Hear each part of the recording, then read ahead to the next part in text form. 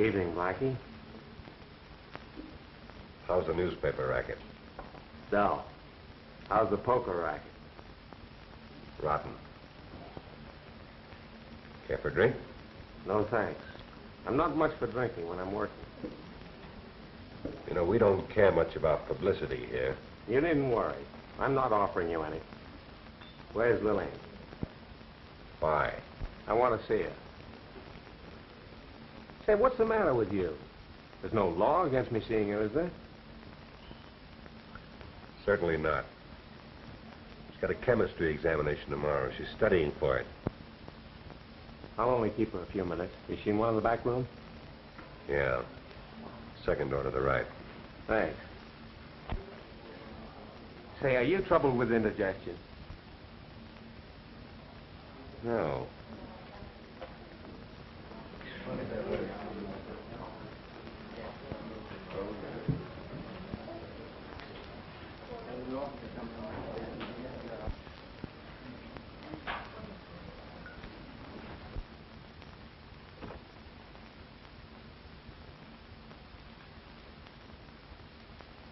Hello, Bill. Come in. How's my little sweetheart? I don't know. Have you got one? You bet. One of the best. And she's looking very beautiful. Say, Lillian, what's the matter with Blackie? Why? I don't know. He acted very hostile when I told him I wanted to see you. Perhaps it's your imagination. Listen, Precious. I'm doping up a story about college girls working their way through school. I found one who sells magazines. And I was thinking I'd like to use Miss Lillian Vaughn, who's working her way through college by singing in a nightclub. Sorry, Bill, it's out. Why?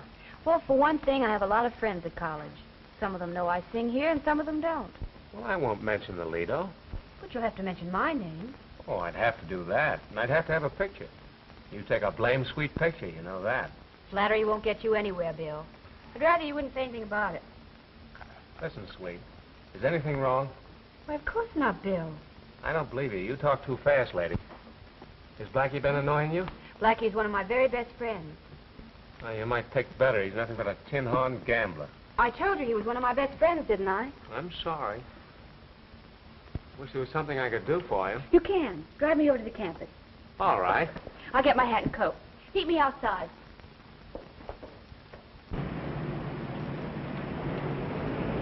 In a hurry? Yes, I'd like to be there by 9:15. Be there at 9. Are you meeting someone? Yes. Malcolm Jannings? Uh-huh. Pick out the rummiest friend. What's the matter with Mel? Oh, he's no good. We brought him all the way out here from Minnesota for the track team. They got him a soft job bringing the chimes from the campanile, and what's he done? Out every night, gambling. Don't you and think you said enough against my friends? Okay, I'll pipe down.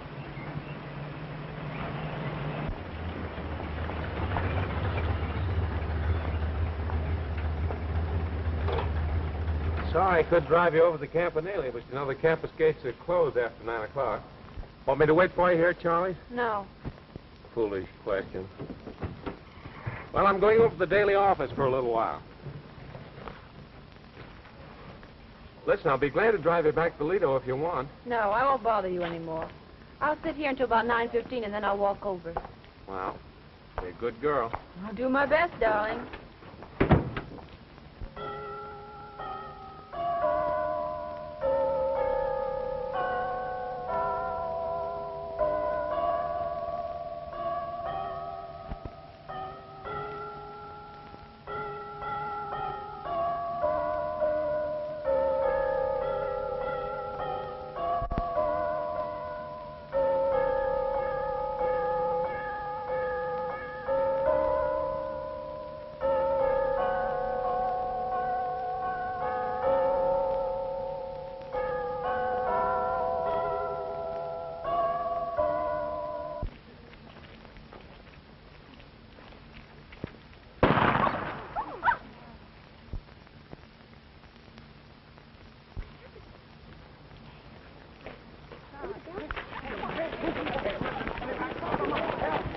Hey, you stay away from that door. Well, what happened, fella? How should I know? Well, there was a shot. So I heard. Well, somebody ought to call the police. The police have been called. How could they? It just happened. Well, someone will call. I may have to call. shot up there.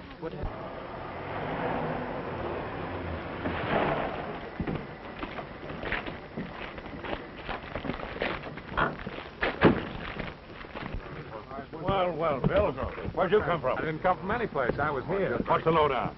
Well, the chime stopped ringing all of a sudden. There was a silence and then a shot. From the tower? Yes, You were right here. not 20 feet away. And no one came down? Not a soul. The elevator stopped. This door here to the stairs hasn't been opened. Meggs, run over to the office superintendent and get the key. Right. You're sure no one came down? Absolutely. Whoever's up there must still be there. There's no other way down. Anyone know who plays the chimes? Yeah, a fellow by the name of Malcolm Jennings. You know, the sprinter. Oh, heard of him. Not much good, was he? He couldn't run an errand. Wait a minute, Ed. I'll be right back. All right, Where now, were boys. those kids around it? Listen, Sweet, what do you know about this? Not a thing, Bill. What'd you do when I left you? I stayed in the car for about 5 minutes, and then I started to walk over here. Did you hear that shot? Of course I did. Any suspicions? No. Could I go up with the police? Oh, you're crazy, girl. I'm not. I want to go. If anything has happened to Mel, I don't know what I'll do. You think a lot of that guy, don't you? Now, listen, if you've got any brains in that pretty little head of yours, you'll stay out of this. It's a police case, and you don't want to get mixed up in it, do you? Of course I don't, but... Never mind no buts about it. You stay out. Well, here comes Meggs with the keys. I'm going up with him. Now, stay right here. I'll be right Here. back. Oh, Meggs. All right. Meggs, you and Alan stay here and keep the crowd back. Don't let anybody in or out. Get it? Yes, sir. All right, come on, Lorimer. Bill, if you want to, come on. They won't let us in. Oh, give us a right now. Come on now. Cut it out. Cut it out.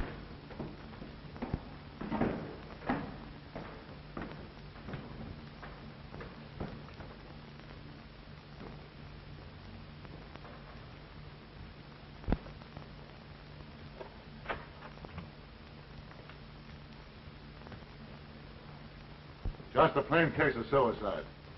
Sure. But where's the gun? Right through the left temple. Looks like a 32.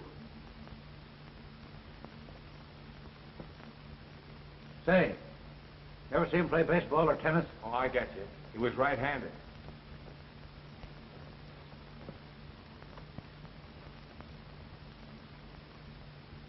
No powder burns. Plain case of murder. Those buildings aren't anywhere near tall enough to reach over this balustrade with a rifle. Those hills are high enough, but they're too far away. And the guy that did it must be somewhere about. You swear nobody came down. We didn't meet anybody coming up. He's either up in there or hiding in the elevator shaft. It's a hiding place. The belfry is out. Maybe he had a parachute. He could drop over the side of this rail here. Sure, nobody'd seen him. None. Well, maybe he used the rope. Well, if he did, where is it? Do you suppose he can get up on the roof of the tower? Yeah, he might if a gang of carpenters built him a scaffold. How about the elevator shaft? No, we look there. We won't find anyone. Where do you suppose he could go? Guy couldn't come up here and knock this bird over and just vanish into thin air. I don't get it. That's all. I don't get it. So who do you suppose did it, Chief? I don't care who did it now. Show me how he did it, and I'll tell you who did it. Well, it just ain't possible. That's all. It just ain't possible.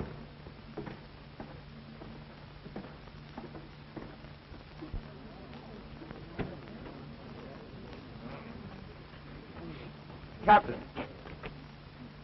Well, this man there runs the elevator. He lives near here. He heard the shot and he came right over. You take Jennings up on top tonight? No, sir. I make my last trip at 8 o'clock. He always walks. Who'd you take up on your last trip? 2 ladies and a man. Say, Bill, give us the load on, will you? Yeah, Ask Lorimer. He's got all the dope. Mr. Lawrence, give us the dope on this. Bad news, Lillian. Is he dead?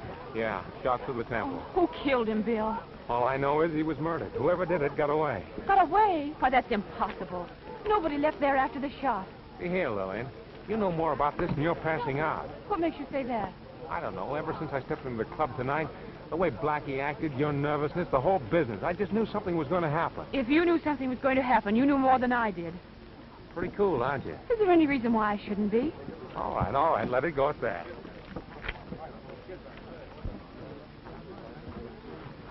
Anything wrong, Bill? Oh, nothing connected with the case. Where to now? Delakai House.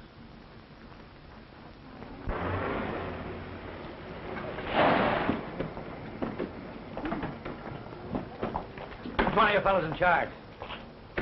Well, I suppose you could say I'm in charge. I'm house manager. you're the man I want to see. Go on inside. Let you stay out.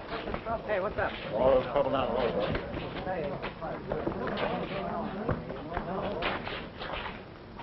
You hear anything about what happened to Campanelli tonight? Yes. One of the brothers called up. Who killed him, Captain? I'm not offering an opinion yet.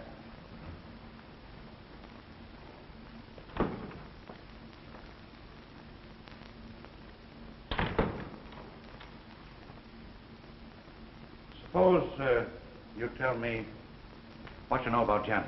Well, one of our alumni suggested we urge Jennings to come here, find him a job and all that. Well, Jennings arrived. We got him a job as chime master. He had a fair knowledge of music. Well, anyway, he went out for track. It proved a big disappointment. Yes, yes. Let's get to the man himself. Well, he was a likable chap, good mixer, good company, but he hadn't any... Well, he lacked the cultural background a college man should have. In your opinion, had he ever been to college before? I don't think he's had more than 2 years of high school. Any parents, relatives? He never mentioned any. Did he go out much? Quite a bit. Very often he stayed away all night. Who were his friends? I haven't any idea. How about girls? I don't believe he was greatly interested in women. When did you have your last house party? About 10 days ago. Who'd you bring? Come on, come on. You're wasting time. I want to know. He brought Ann Michaels. Oh. Did he rush her much? Yes, quite a bit. What kind of a girl is she? She's a very charming young lady. Where'd she live? Number 12, Addison Way. Sorority house, huh? No. Does she belong to a sorority? No. Why not? Perhaps you better ask her. Oh. Don't worry, my boy. I will. Larimer, see that he doesn't get to a telephone. I want to surprise her. Okay, Chief. I get you. Sit down, young fella.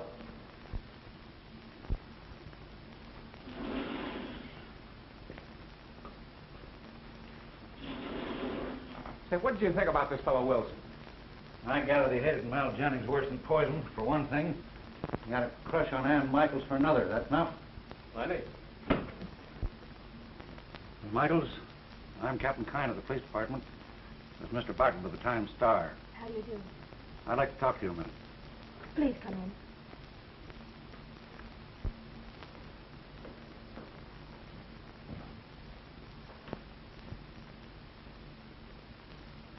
Nice place you have here, Miss Michaels. Thank you. Why don't you live in one of the sorority houses? Because I prefer to live alone. Oh. Don't you think you had better tell me the purpose of your visit? Mal Jennings was murdered about an hour ago. Murdered? Mal? Oh, it's horrible. Friend of yours, was he? Yes. Been out to dances with him? Just once or twice. Ever jealous of him? I think you're making a mistake in our relations, Captain. Why, Mal was no more to me than a dozen other men. Well, well, well. Tell me this. When did you first learn he'd been killed? Didn't you just tell me yourself? I said, when did you first learn he'd been killed? When you told me. You took it pretty cool, didn't you? What did you expect me to do? Go into hysterics or something? Miss Michaels, where were you this evening? Particularly around 9 o'clock. I had an 8 o'clock seminar in English tonight in Baltic Hall. I guess I left there about 2 minutes to 9, and I happened to meet Hawley. Dr. C. Edson Hawley? Yes, I have a class in chemistry with him. We walked out the west gate together, and his car was parked there, so he drove me home. You got into Dr. Hawley's car about 6 or 7 minutes after 9. Yes. Drive straight home? The clock on the table there said exactly 20 minutes after 9 when I came in.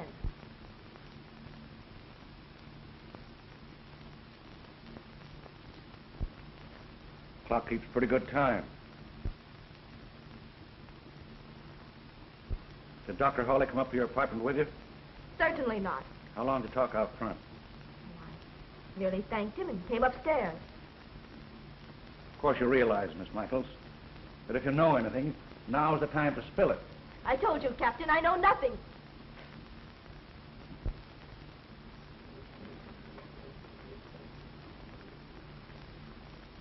Very well.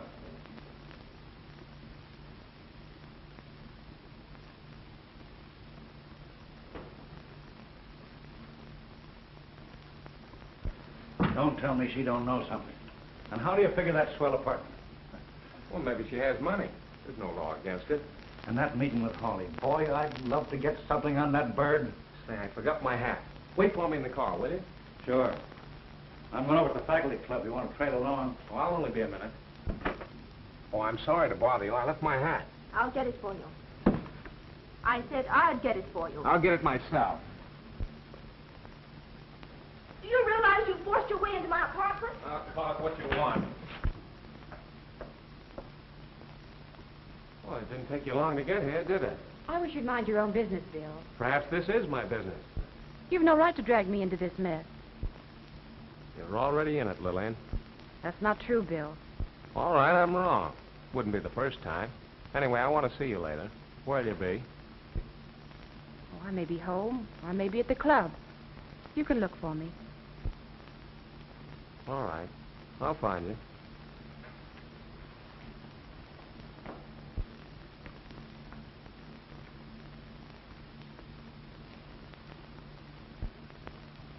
A most unpleasant business, isn't it? There must have been dozens of people around the Campanile when it happened. I was there myself, and no one came out of the tower. Lucky boy. The paper says that Jennings couldn't have killed himself. Did you happen to know him, Dr. Hawley? He was in my class in chemistry. A poor student. I was about ready to drop him. Is Miss Ann Michaels in the class, too? See here, Captain. Surely you're not intimating that Miss Michaels is involved in the case. Just talk to this Ann Michaels. I'll bet my stars she held out on me. Miss Michaels did know Jennings, and I believe went out with him now and then. But as far as her being in any way, either willingly or inadvertently involved in the murder, why, it's absurd. Say, you seem to think a lot of this Ann Michaels. You're ready to take a great deal for granted, Mr. Kine. I suppose Miss Michaels told you that I drove her home? Yes. I did drive her home. But if you assume that my meeting with her was anything but accidental, you're wrong. Miss Michaels means no more to me than any other girl in my class. Is there anything else, Captain? No. I just want to know where she was when Jennings was shot. We drove to her home slowly. I dare say any number of witnesses could be found who saw us. That's not necessary. Not now, anyhow.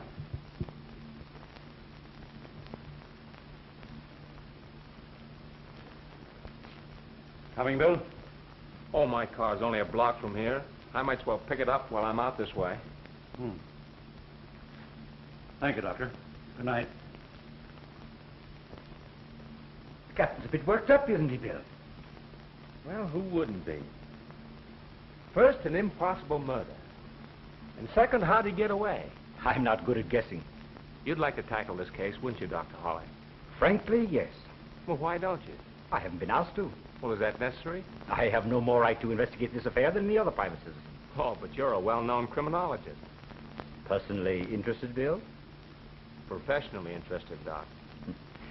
Well, when the time comes when you can prove to me that Captain Kine is bungling things, perhaps I shall take it. Might not be long. Good night. Good night. Hello, Lillian. Thanks. Listen, kid. You know you can trust me, don't you? I think so. You know you can. You know I'm all for you, too, don't you? Yes. Come here. I'm crazy about you.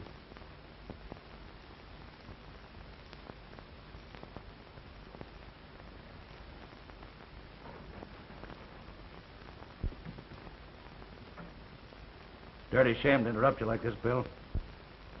Oh, what a swell friend you turned out to be. Oh, listen, darling, I didn't have Now, anything. children, be good, be good. You know where you can go? Now, I want to ask the young lady some questions, and while I'm asking them, I want you to keep your trap shut. I may or may not. What do you think of that? I may bust you one in the jaw. You'll think twice before you do. You want me to put the bracelets on him, Chief? No, go ahead and search the apartment. Now, you two sit down. I want to ask some questions. I don't want to quarrel with you, Bill. You did me a good turn tonight. I don't get it. You wouldn't. You don't have to be so upstage, Miss Boyne. Oh, come on, Ed. Quit stalling and get to the point. I will. When you left the club after talking to Hawley, I put a tail on you. On me? Yeah. Going back to that hat didn't fool me any. I don't blame you for being burned up. Why should you want me tailed? Because you knew something about this case that I didn't. Read this.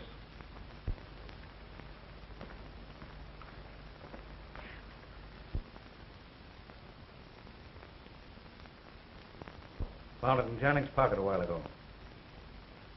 I suppose you've decided who wrote it. When I found that note, I hadn't the slightest idea who Lillian was. But when you visited here, I put two and two together, and nice reasoning for a flatfoot, eh, Bill? Beautiful, kind, beautiful. But how do you know this Lillian's the one that wrote that note?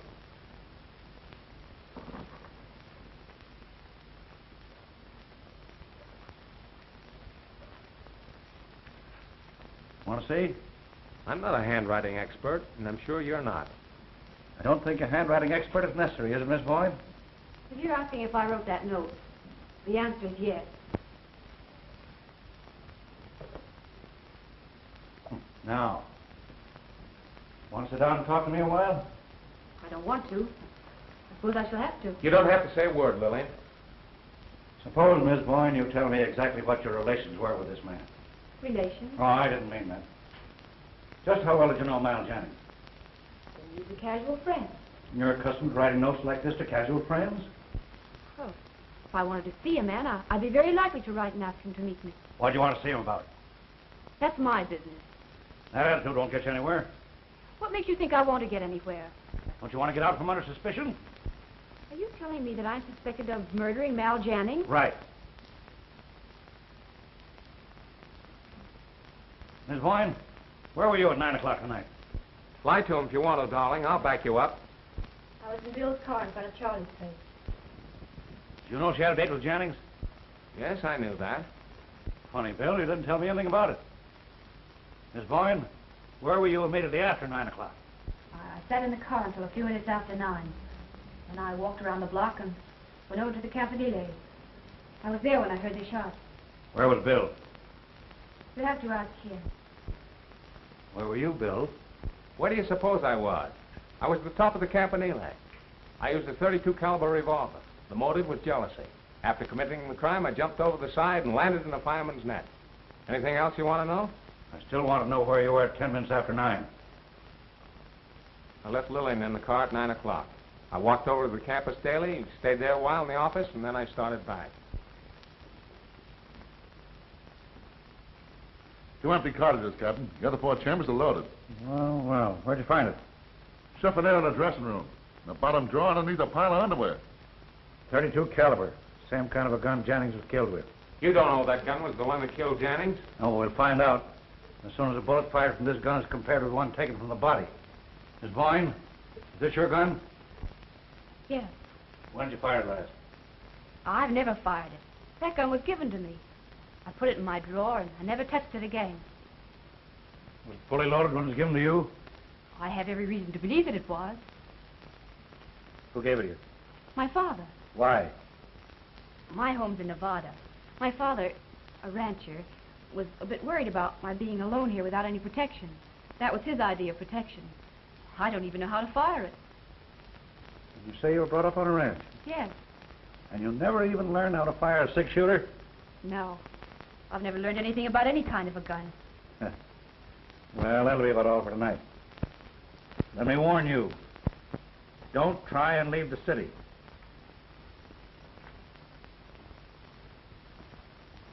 Listen, darling. All right.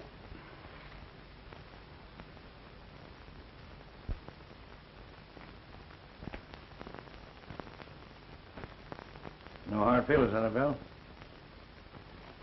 No.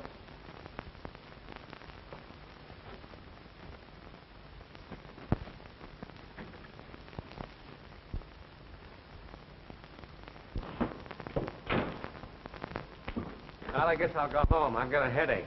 If you went home an hour ago, you wouldn't have a headache. I'll go jump in the lake. I'll see you in the morning. All right.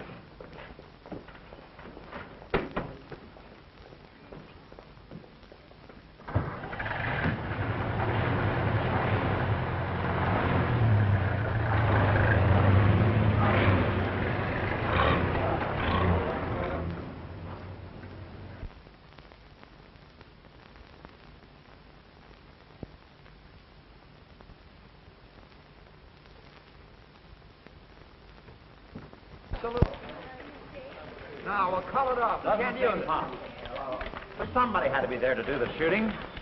Or did they, Bill? Absolutely. Someone was there and shot him. How'd he get away then? Well, he couldn't have got away. Oh, you think he's still there, eh? Oh, he couldn't still be there. All right, go ahead and call me crazy. I've plenty of company on the police force. But Dr. Hawley isn't going to handle the case, is he? Not unless he gets someone to retain him. That's good stuff about that Boyne girl. That gun. Probably no connection with the case. Did you meet her? Yes? Good looking? She's swell. Listen, Grimes, I want to be taken off the police beat and devote all my time to this case. All right, Bill. The keys to the city are yours. Good luck. Thanks. Hey, Spud. Yeah. I want to give you a phone number.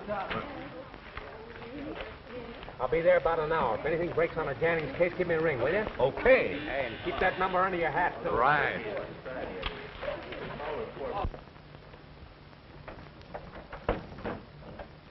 Good morning. Did I get you up? Oh, I've been up for some time. May I come in? If you wish.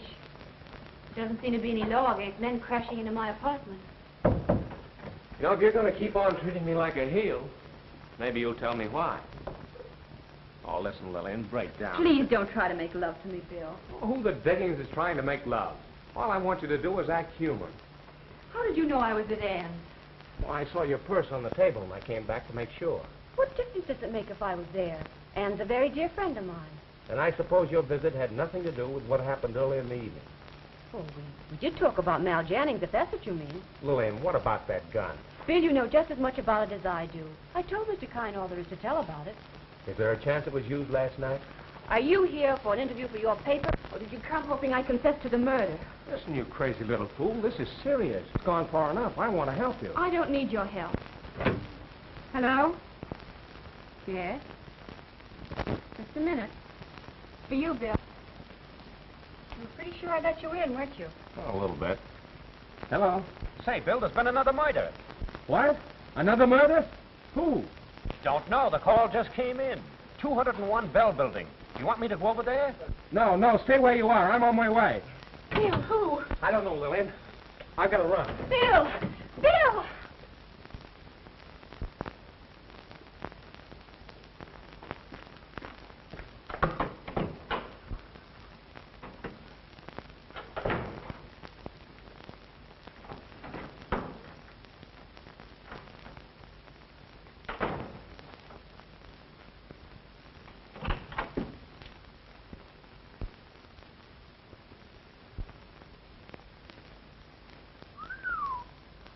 I suppose you are from the police? Well, Who's the gentleman on the floor? are you a policeman? No, I'm from the Times-Star. Oh. Well, I have nothing to say until the police arrive. Well, you better start talking, lady. Here they are.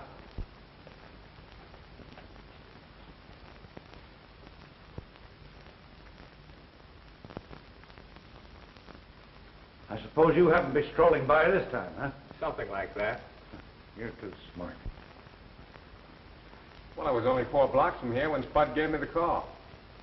Is it my fault I got here ahead of you? Who is he? Mr. James Smythe. Who are you? Miss Hilda Lunn, secretary to Mr. Smythe and Mr. Brock. Suppose you tell us all about it. Well, I opened the office as usual, then I came in here. I came upon the body of Mr. Smythe. I knew at once he was dead. I immediately telephoned the police, and I haven't touched anything. See anything of a gun? I saw nothing except what's before you right now. Not suicide. Looks to me like he was shot with a .32, same as the other fellow. Bullet went in the left, came out behind the right ear. Chief!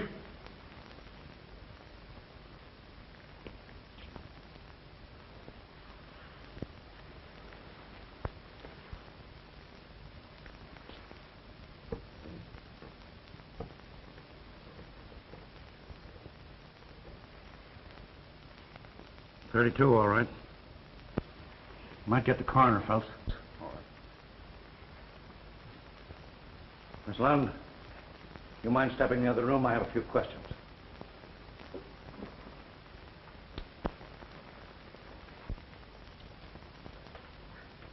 Miss Lund, you any idea who killed your employer? Yes. Who?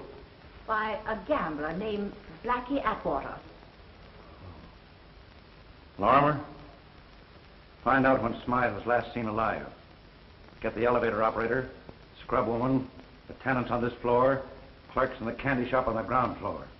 Get all the information you can. Say, Chief, about this Atwater. I know that bird. He hangs out at the Lido where I can get... Never mind. Do as I told you. Yes, sir.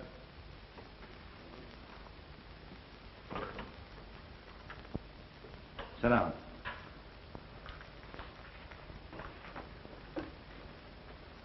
Miss Lund, perhaps you can tell me why you suspect this man, Atwater, of killing Mr. Smythe. I heard him threaten to kill him if he didn't, Well, that was all that I heard. What was all that you heard? Just what I told you. This Atwater came into the office day before yesterday, and he was very angry when I told him Mr. Smythe was busy. Snapped at me in the most ungentlemanly way. Snapped at you, huh? Yes. Anyway, when Miss Smythe was free, this Atwater, he went in, and I went to the door and listened. Yes? I heard him say, "Why, you dirty." I can't repeat what I heard. It isn't necessary. What are they quarreling about? Well, I don't know. I didn't hear enough of the conversation. Come, I want to know. What was it, gambling debts, perhaps? I don't know. Where do you live? At the Bellevue Hotel, just round the block. The coroner will be here in a few minutes to take the body. You better look through your files and let me know if anything is missing. Oh, yes. Where's his partner, Mr. Brock? Mr. Smythe received a telegram from Mr. Brock yesterday morning, saying that he'd be in this morning on the Statesman, and he'd like to have a car at the station to meet him. 10:20 now. That gives me 15 minutes. Mind if I go with you? Meet Brock? Yeah. Suit yourself. Ed, how much do you think she held out on you? Plan B.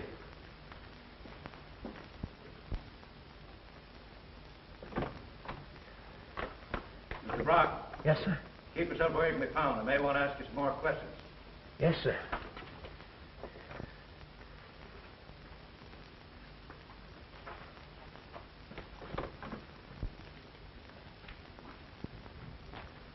You get anything out of him? As far as I can learn, he knew nothing about the murderers. Oh, come on, you got something. Come on, kick in, Ed. What do you got? Established an airtight alibi. Stayed in the washroom all night. Train sick. Conductor and porter both swear to his story. Don't you think he deliberately manufactured that alibi? No. What do you know about the reputation of these guys? Oh, cheap little shysters. They'll take anything from bootleggers to shitty divorces. You know, that sort of thing. Oh. Send him in.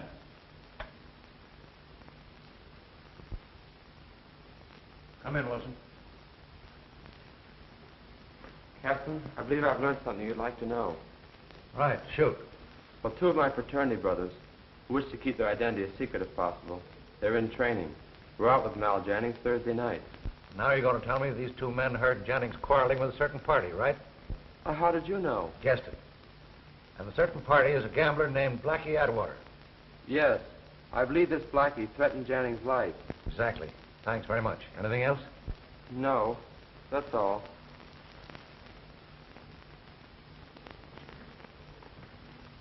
Are you going to pick up that water? I've already given the order. That for publication?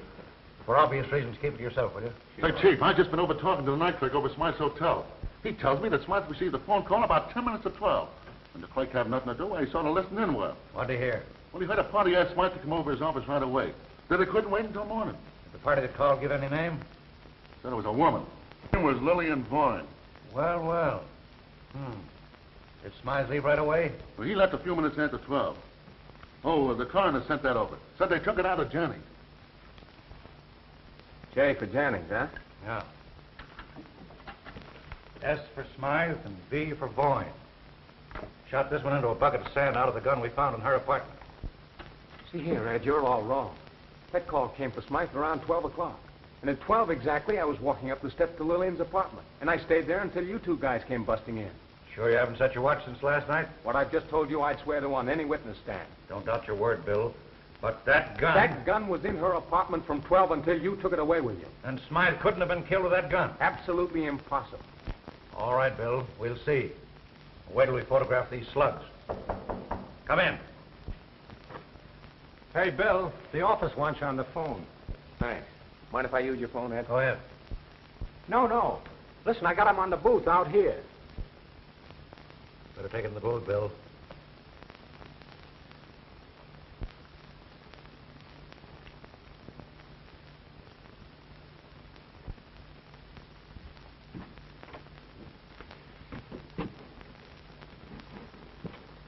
Hello?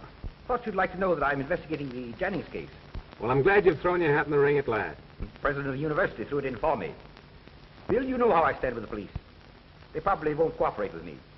I'm a little late in getting started, and I'd like to ask you a few questions. Glad to help you. I'll be right over, Doctor.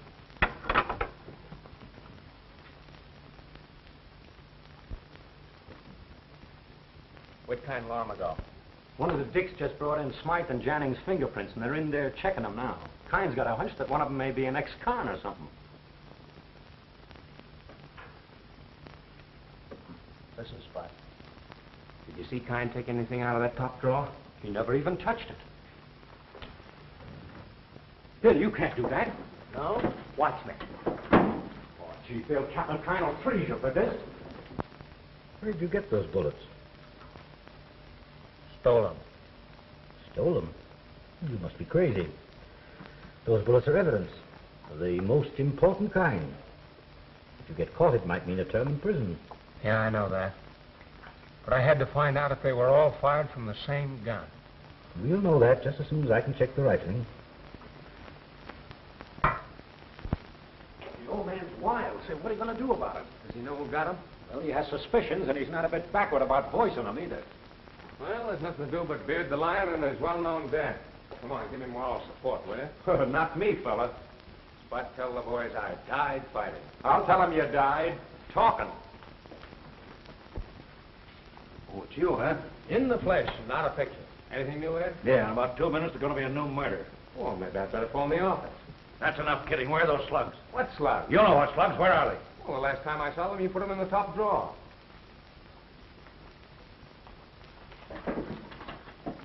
Well, here they are, right under these papers. Just where you left them. Better put them in the safe. Think you're smart, don't you? I don't know what you're driving at.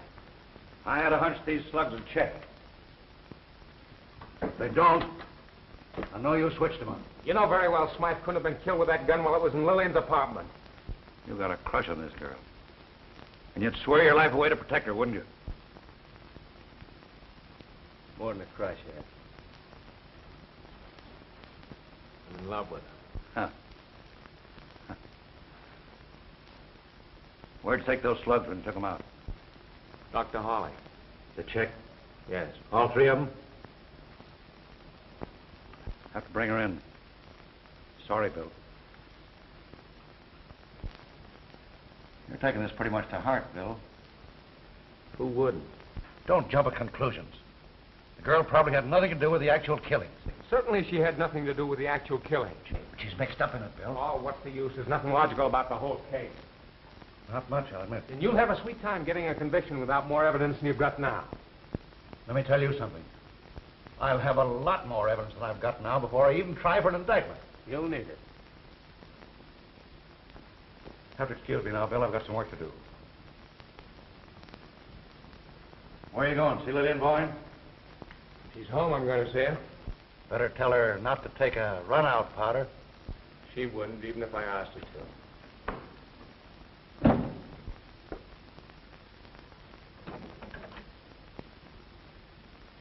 Come in, Bill.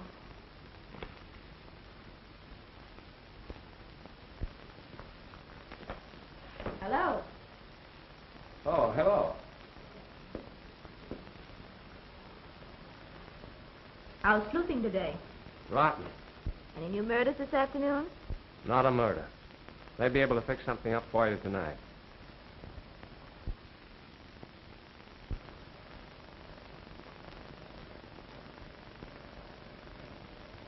Anything new, Bill? Yes, several things. Dr. Hawley started an investigation. Anything else? Yes. That gun. Mine, you mean? Mm-hmm. What about it? It was used to kill both Jennings and Smythe. Well, how do they know? They compared a bullet from your gun with the others. There must be some mistake. No, no mistake possible. The grooves on the slug's checked. Want some more? Yes, go on. Police are looking for Blackie Atwater. No. They can't. Why not? Not Blackie. Be quiet, Anne. Why not Blackie? That's enough, Bill. What do you mean that's enough? If I want to ask her questions, that's my business. And don't get the idea you can stop me. What do you mean Well, by I that? will stop you. Oh, dry up, will you, Lil? I'm not taking orders from you. What's that? I guess it's someone at the door.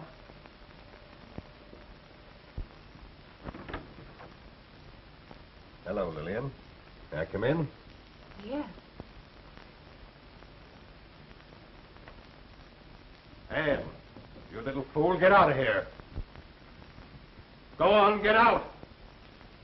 Take a taxi. Go home and stay there.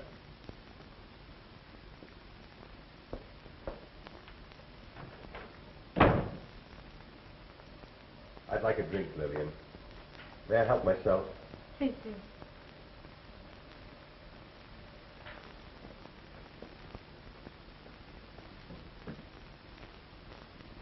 Mind if I have a look in your dressing room? Why? Well, here's the idea. I got here at midnight last night, and Smythe was killed soon afterward. Now, I want to find out if anybody planted that gun in there while I was here. Go ahead, look.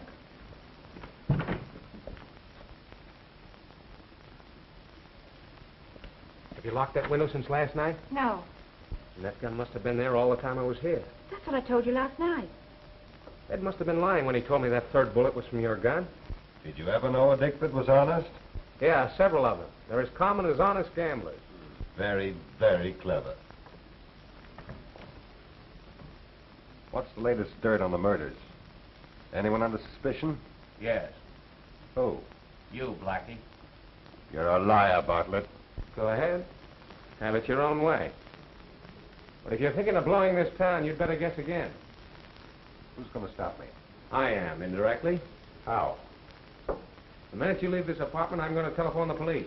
And if you don't think I won't, there's the door. Go ahead, try me. You won't telephone from my apartment. Why won't I? Because I asked you not to.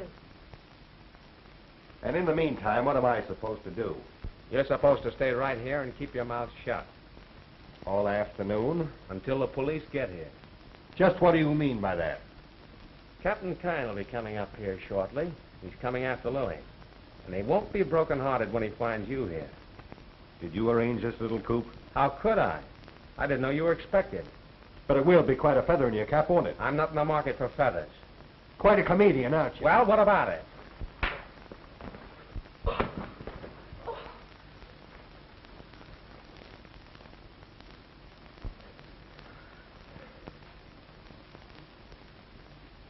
It's a 32. Fully loaded. Might have got me.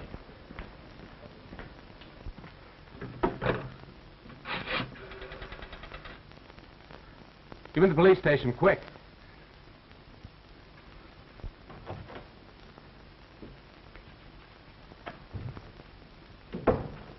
Well, Bill? He tried to get me. Here's his gun. 32, huh? Take him down station, lock him up.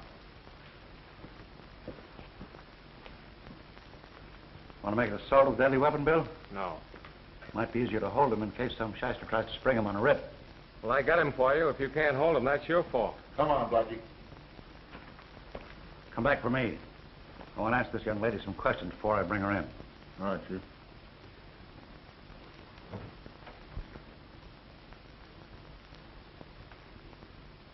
Miss Boyne, what is this man Atwater to you?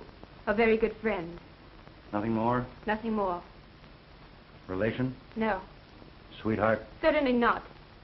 I met him about a year ago, just before I went into the club. As a matter of fact, he got me my job. And Jannings? I met him about 3 months ago. In fact, you met him when he first came here to college, didn't you? Yes. He was in my chemistry class. Miss Boyne, just what kind of legal work did Smythe and Brock do for you?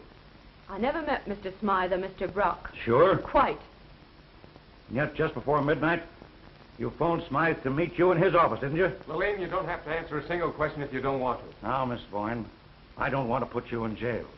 I'm doing my best to give you a chance to get out of this. Come now. You must know something about these murders you haven't told. I know nothing whatever about them. But that phone call, you know something about that, don't you? Or do you? Which is it? All right. Have it your own way. You leave nothing for me to do but place you under arrest. Oh, wait a minute, Ed. You're going too far.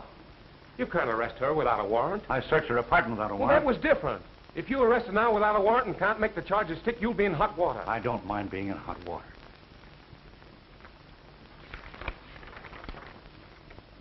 Murder? You've charged her with murder? Yes. Sure. Sure, you cops have to do something to save your face. So you pick on an innocent girl. Innocent? Why, she had no more to do with those murders than you did. I'm not so sure of that. All right.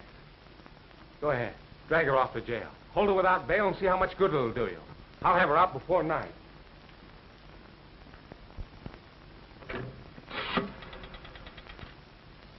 Get me state 4705. Come on, get your things. You're going with me. City desk. Oh, Grimes? Well, get this. Here's a flash for your final. Lillian Vaughn has been served with a warrant charging murder. The gun was found in her apartment last night, according to Captain Kine. Any evidence besides that? No, the old fool hasn't got a leg to stand on. What? Well, I know because I was in her apartment last night. What do you think I was doing? Interviewing her, of course. Now, listen. I want you to get Bailey, the paper's attorney. The Time-Star's going to the bat for this girl. How do you know she's innocent? Well, take my word for it. I've never let you down before. I'm right, and I'm going to prove it. Oh, thanks, Grimes. I'll be in later. Why wait for Lorimer? I'll drive you down in my car. We'll wait for Lorimer. Get in here in a few minutes, we'll send for the wagon. Sure, that's right. Drag her down there like she was a common drunk. Common drunks are no worse than common murderers, isn't it? Stop it! Stop calling me a... Oh, that's all right, darling. Don't pay attention to him. He's just trying to bait you. I'm not a murderer. Of course you're not. I know it, and so does Ed. Just trying to pull a fast one. See, Now what? well, that's what put it over on me. I was rolling down the main drag about 40 miles an hour when he piled out, and he rolled over about 20 times. Before I could get the car stopped, he was gone. Well, you big fathead. Well,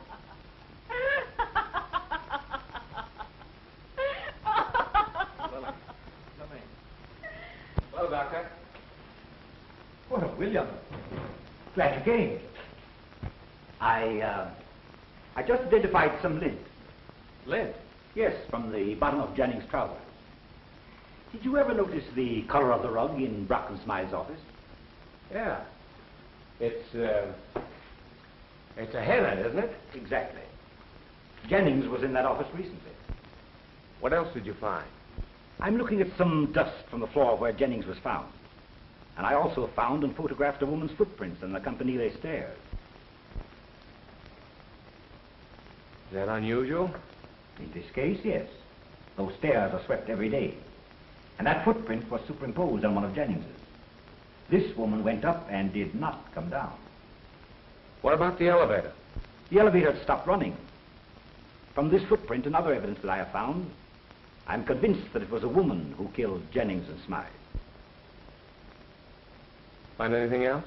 I'm not ready to make anything public just yet. Doctor, what woman do you suspect? There were only 3 women involved in the case. It was one of them.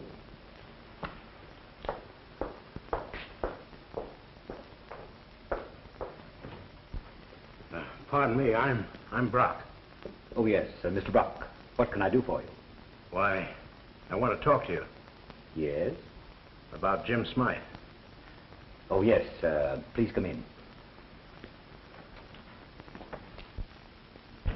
Why, I'd like to talk to you alone. Very well. Come into my office. Oh, excuse me a moment, Bill.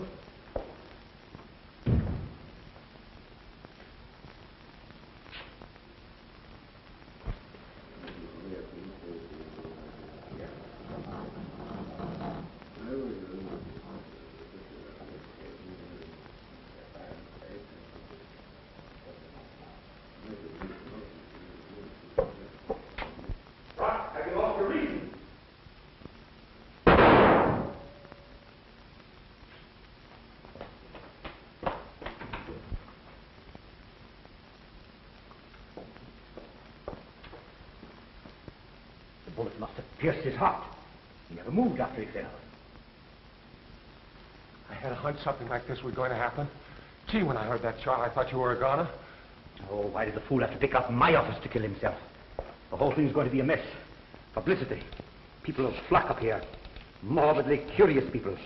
And they'll do a lot of talking. Oh, don't touch the gun or the body, Bill. Leave everything just as it is. All right, Doctor. Oh, hello.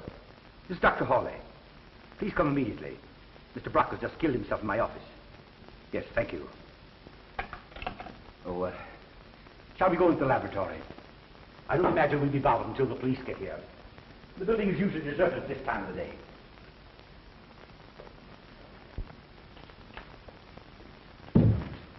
Your last edition got a press? Yes. As long as anything's happening on this case, I've got to stay on the job. Wish things would quiet down. I wish they'd quieted down 15 minutes ago.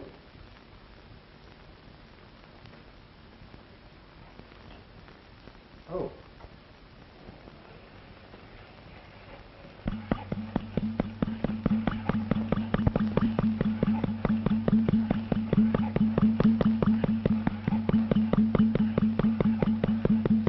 The heartbeat of a housefly.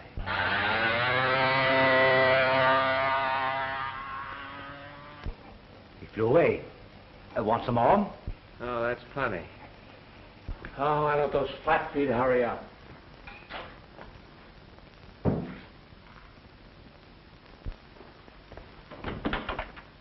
Oh, Captain. Hi, Doctor. Just happened to be on the spot again, Bill? Well, I was in the next room. I wish I had your faculty being around when these things take place. What happened, Doctor? Well, Brock came and insisted on talking to me alone. He was very nervous and right away demanded to know who had killed his partner. Afraid that whoever killed Smythe might kill him, huh? Yes, I took it that way. He was half hysterical as he accused me of holding out on him. I finally got a little bit hot under the collar myself. I told him he'd have to leave my office. He jumped up from his chair and cried, "All right, I leave." Before I had time to realize what was in his mind, he pulled a gun from his pocket, held it to his side. I shouted at him, hoping to startle him into pausing for a moment. But he pulled the trigger, fell instantly, and never moved. Must have been afraid of the police. Tied up pretty tight to those other murders. He and his partner both ex-cons. Is that so? Served time in Joliet and Elmira. Both times blackmail. We have a motive to work on now. Have you decided that Brock killed both Smythe and Jannings? Don't you remember that Atwater threatened to kill both of them? Sure, I remember that. We have the trains and roads watched. Blackie can't get out of this town. Well, if he could get out of that campanile, he can get out of this town all right. Maybe. You're glad Blackie got away, aren't you? Yes. Wouldn't you be if he was a friend of yours and was kind to you? I suppose I would. But I haven't forgotten he tried to shoot me. He wouldn't have done that, Bill. How do you know he wouldn't? Because he knows that I like you. Lillian, why didn't you tell me that Ann Michaels and Malcolm Jannings were married? How did you know that? Captain Kine found a wedding ring and a marriage license in her apartment. It wasn't my secret, Bill. I promised Ann I wouldn't tell anyone. Why did she want a marriage kept secret? You see, Bill, shortly after she married Mal, she realized that she'd made a mistake. She was going to have it annulled after the semester was over. Oh. Listen, dear. You know, I might be able to help you more if you'd start in by telling me why you made that date to meet Smythe in his office last night. I didn't. You told Captain Kine you did. Oh, I just did that to protect Anne. Did she use your name and phone Smythe? Yes. Why didn't she give her own name?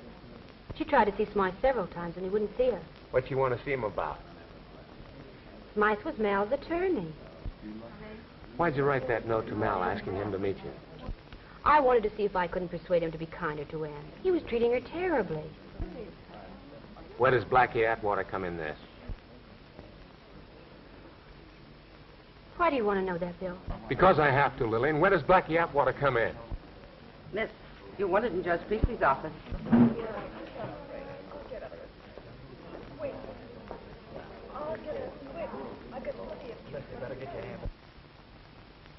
Captain Kine, I insist that you establish a reasonable possibility of guilt. Show me how this young woman could have shot Malcolm Jennings at the top of the Campanile and then made her escape without being seen by dozens of people who were gathered around the base. Show me that, and I'll deny this writ. Well, there's the 3 bullets. I didn't ask you anything about that. I asked you to show me how this young woman could have committed the crime in question. If you can't, then I shall have to release the prisoner. Well, And I shall dismiss the warrant. You win. Thank you very much, Judge. Don't thank me. Miss Vaughn, let me be the first to congratulate you. Thank you. I guess you know how much we appreciate what you did for us, Bailey. Thanks. If you ever need me again, look me up. Now, Lillian, I guess you know you can trust me, don't you? Yes, I do, Bill. And the next time I ask you a question, listen, dear, can you get home all right? Yeah, sure. I've got to get a story. I'll be up a little later. Wait for me there, will you? Yes, I will. Good evening, Sergeant. Is the captain in? I've come to give myself up. Got a gun? No, admit. Oh, come on, get moving. Get in. Hey, Chief, got a visitor. I understand you wanted to see me, Captain. Yeah. Sit down, Atwater. Sit down. Let's see. You broke away from Lorimer this afternoon, didn't you? Yes, and I just now walked in and gave myself up. You might explain yourself. I didn't care to be arrested this afternoon. Why? Well, I thought you might check up on my fingerprints and find I'd served time in San Quentin, and I didn't want that made public. Why not? I didn't want my right name to get out. What is your right name? Michaels. Michaels. Yeah. Anne's father. Oh, you are. Believe that to protect her name and keep her friends from finding out that her father was a convict, you risked your life by diving out of that car. You may. I wanted to personally see her on board a boat bound for Europe. That's where she is right now. Atwater, did you kill Jennings? If I did, do you think I'd be in here right now? You threatened him a few days ago. What is the argument about? About the way he was treating my daughter. I had information that he was cooking up some sort of a plot to ruin her reputation. He and those 2 shysters. Is that why you threatened to kill Smythe? If I had threatened to kill him, that would have been the reason. Your daughter went around with other men, although married to Mal Jennings, I believe. She was very popular on the campus. No one knew of a marriage. They weren't living together. What'd you find out about Wilson? It's perfect. What's perfect? The alibi. He said he was down to fraternity house all evening. Brought in a half a dozen guys to prove it. You have any money? Well, he drives a big cad roadster. That wouldn't indicate he's rich enough to be blackmailed. Say, you know, Captain, in spite of his alibi, I've always suspected that Wilson from the first. Oh, sit down, Sergeant, sit down. Take a load off your feet. Anyone else interested in your daughter particularly? Who had money? Not that I know of. Where you going, Bill? I'm going over to the office. I've heard enough to make the paper want to get out an extra.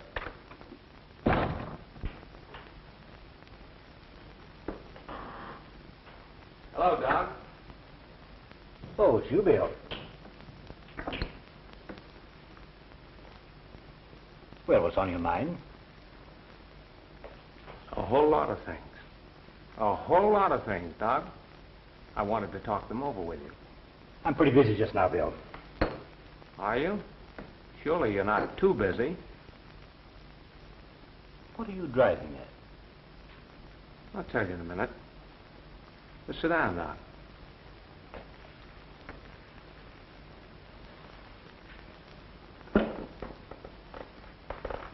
I got it all doped out. Doped what out, Bill? Now, the man who killed Jennings escaped from the Campanile. Oh, I see. Yep. Here are the facts as I have them figured. Number one. Nobody left the Campanile between the time the shot was fired and the time I started up the stairs with Captain Kine. So Jennings must have been killed before the shot was heard. Probably before 9 o'clock. If he wasn't, the murderer couldn't have escaped. Got it so far? Second, the chimes were not rung last night. That's all very well, Bill. There were plenty of people who heard those chimes. You yourself, in fact. We only thought we heard them. Are you following me, Doc? No. Someone hung a microphone in a window around here and made an electrical transcription of those chimes. Are you listening? I'm listening. Got it? No. But it's so simple. That transcription was amplified many times and sent out through a powerful loudspeaker located in a window in some building near the Campanile. Clever, huh? And perhaps the cleverest part of the whole scheme was a time mechanism to start that phonograph at 9 o'clock.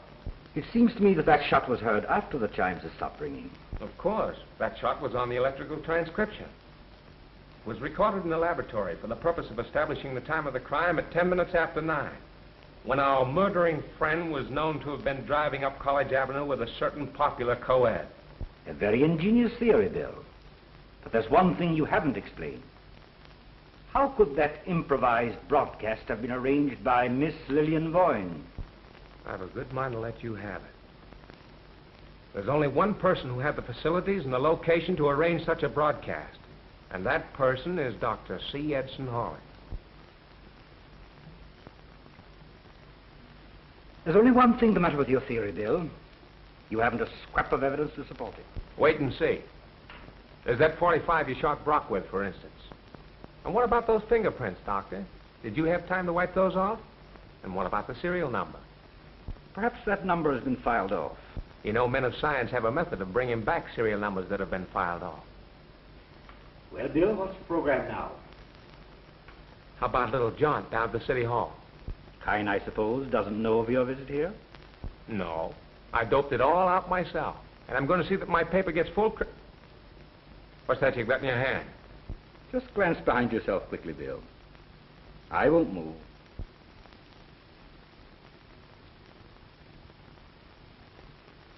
Did you see it? See what? Those two test tubes piled beneath that pile of rubbish. What about them? Barrels of a shotgun, Bill. Aimed right at your chair. I've only to press this button to discharge both barrels. If you move, I'll let you have it. Well, you got the drop on me. Very definitely so. Say, Doc, would you mind telling me the whole story? What is it you want to know, Bill? Suppose we start with the motive. The motive was self-preservation. It was an effort to combat, by the only means at my disposal, a blackmail plot that would have meant my ruination.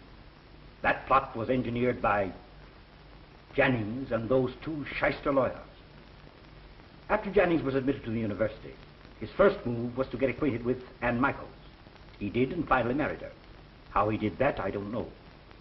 Perhaps she fell in love with him.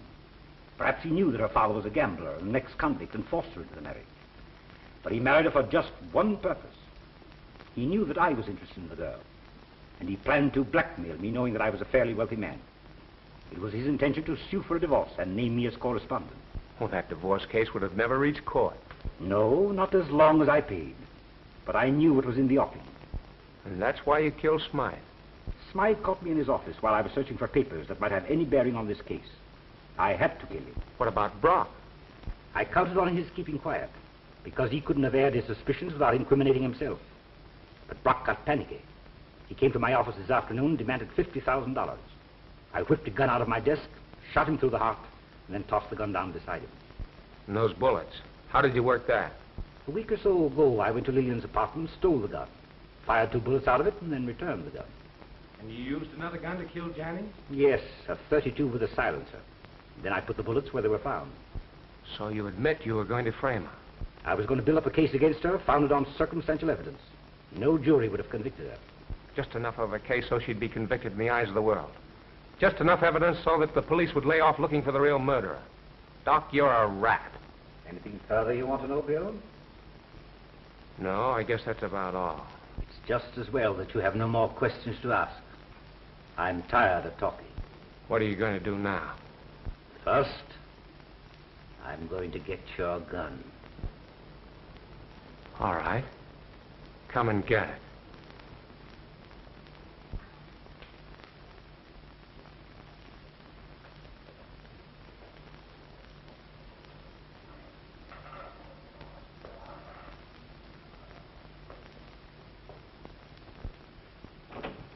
Listen, Chief.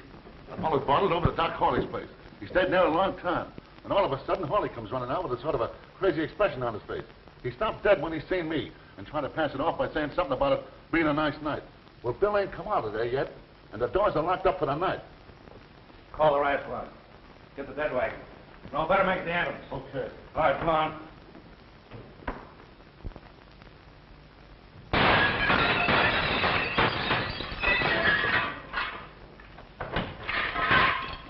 Smash those windows. Let some air in here.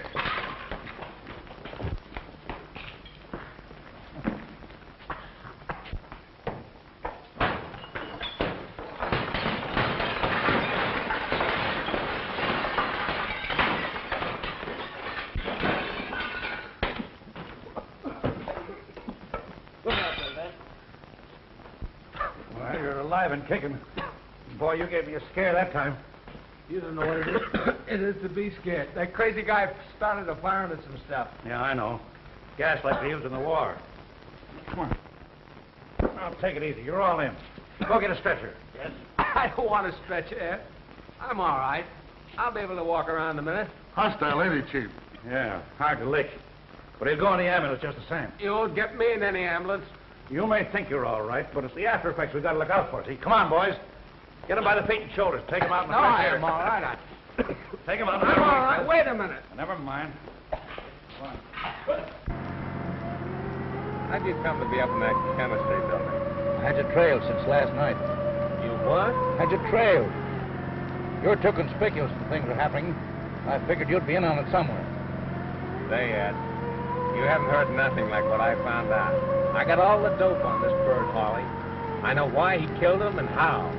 How'd you find that out? I wormed it out of him. Yeah? Well, we've got a committee out after him, and he ought to be at the station when we get there. I'll do a little worming myself.